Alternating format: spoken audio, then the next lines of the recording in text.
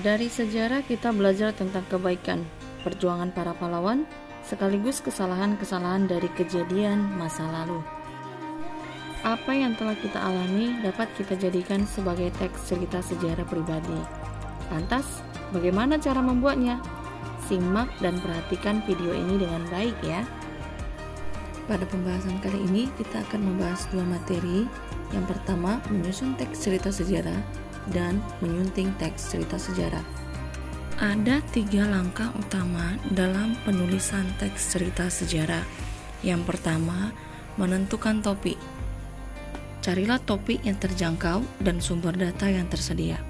Yang kedua, mengumpulkan fakta, boleh dari studi dokumentasi, pengamatan lapangan, ataupun wawancara. Yang ketiga, mengembangkan teks. Mengembangkan teks harus memperhatikan kaidah kebahasaan dan sesuai dengan strukturnya. Ada 3 cara dalam mengumpulkan sejumlah fakta sejarah. Pertama, membaca dokumen seperti surat kabar, majalah, dan buku.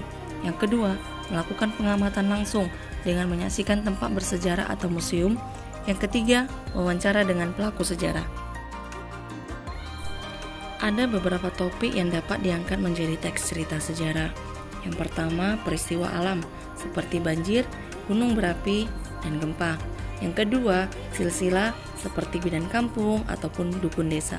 Yang ketiga, peristiwa sosial ataupun budaya seperti kerusuhan, demonstrasi, atau pemilu.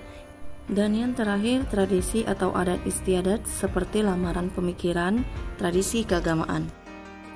Menyunting teks cerita sejarah adalah memeriksa data, fakta, analisis teks terhadap peristiwa sejarah.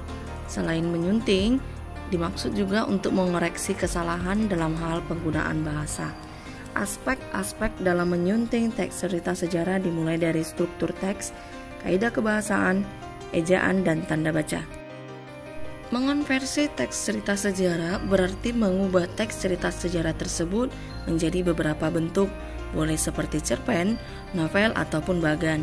Berikut contohnya, silakan dipahami.